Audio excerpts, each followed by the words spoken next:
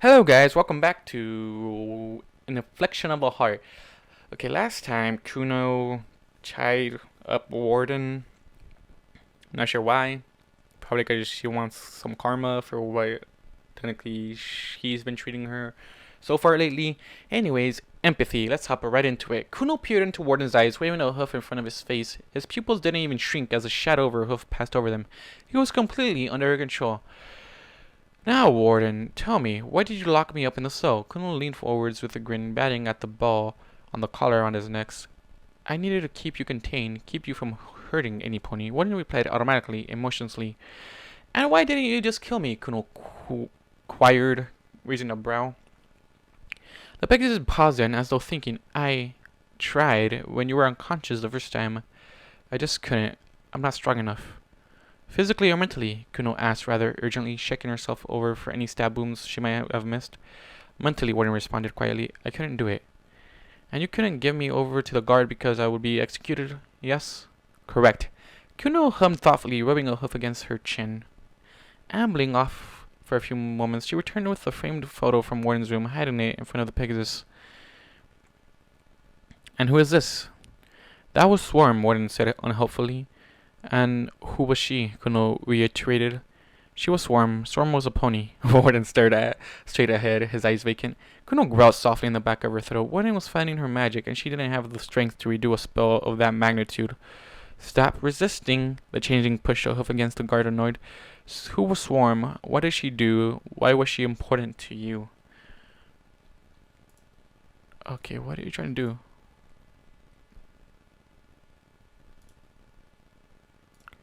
Kuno, don't take the form of her and just, manipulate his mind. Swarm was a barkeeper. Okay, Swarm was a barkeeper. No, not a barkeeper. Swarm was a beekeeper. She made special honey sculptures. She was my wife. Warden shook his head, struggling slightly against his bonds.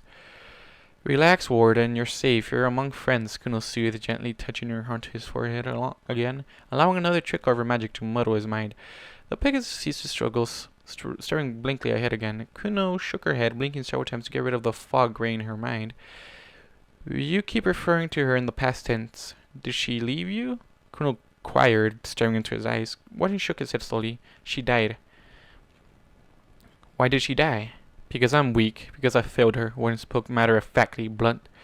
Explain it to me. Kuno trailed off, a hoof smoothly through the Pegasus' mane, humming reassuringly to keep him in a cooperative frame of mind.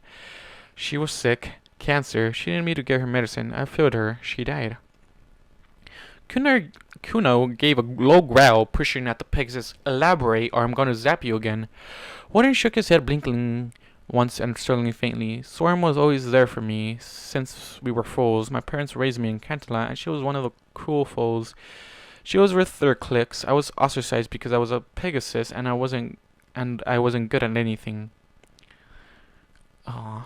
She was always nice to me, treated me like any other pony. The others treated me a lot worse, picked on me. I was the only Pegasus in the class. Even after we grew up and went our separate ways, she was the only one from school who stayed in contact with me. I joined the guard. She perfected her honey sculptures, but she knew I wasn't meant for the guard. She introduced me to growing plants, helped me get my cutie mark. She made all the moves, asked me on a date, told me what to do to make her happy, and she was the one who proposed. We were married for barely a year when she got sick. We lived so far out of town that she refused to see the doctor, wasn't comfortable with him. I eventually forced her to see the doctor, and she was diagnosed with lung cancer. There was medicine that could be made, but that could help her. But the grove,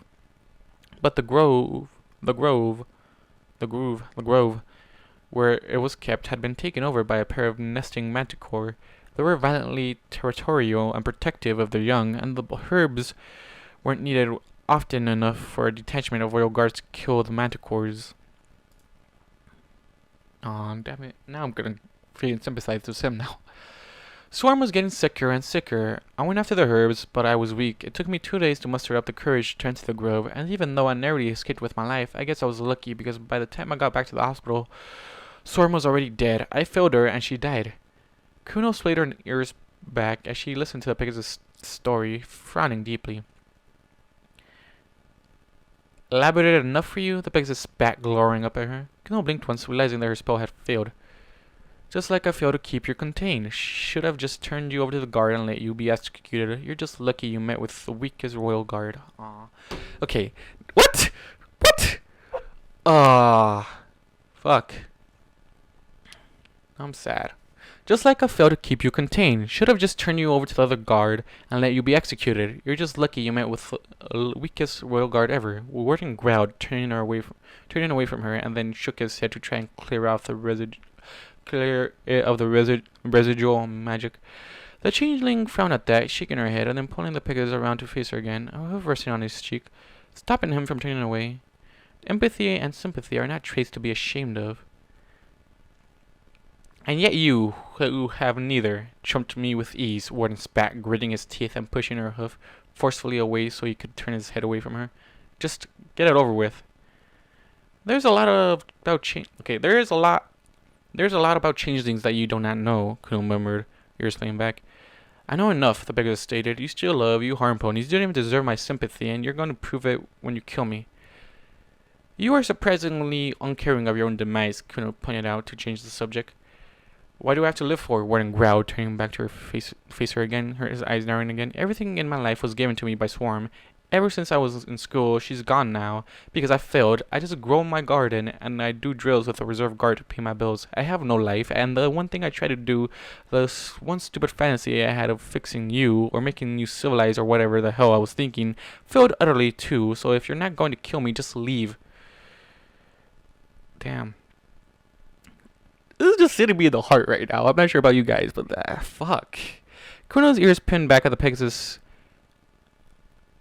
tirade, and she shrunk slightly, frowning. You wanted to civilize me? I wanted to prove that just because you were born as a monster doesn't mean you have to stay one. That, and I'm too weak to let you die at my hooves, even indirectly. Warden snorted once, turning his head away from her again, his expression contemptuous. I'm not even sure if I'm saying that right. But God, though.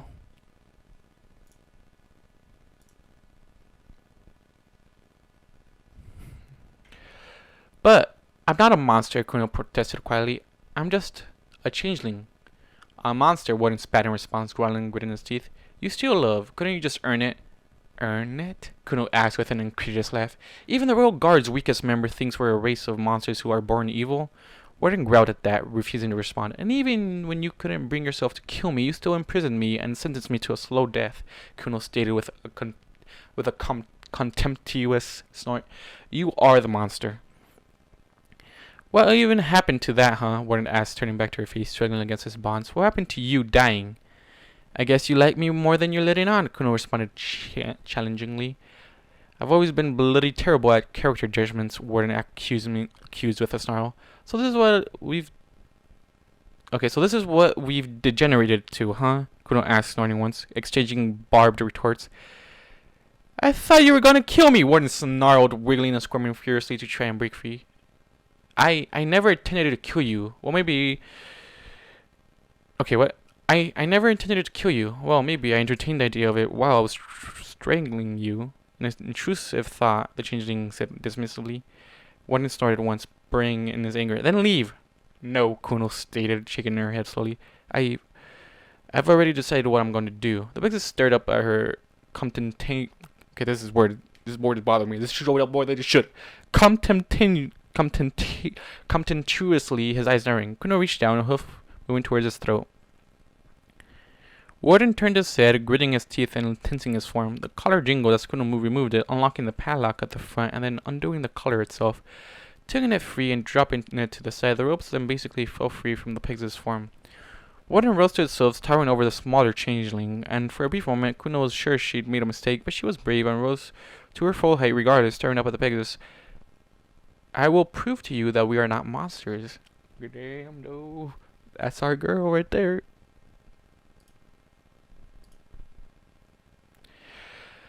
What does it even matter? Who even cares? What's to even stop me from just killing you, Warden growled. Kuno gave a wry smile at that, eyes narrowing at the Pegasus. It matters to me. You don't have to understand it. You just have to accept it. And as for what's stopping you from killing me, Kuno trailed off at that before grinning and turning away, scooping up the collar and unlooping the padlock from it, tossing it to him.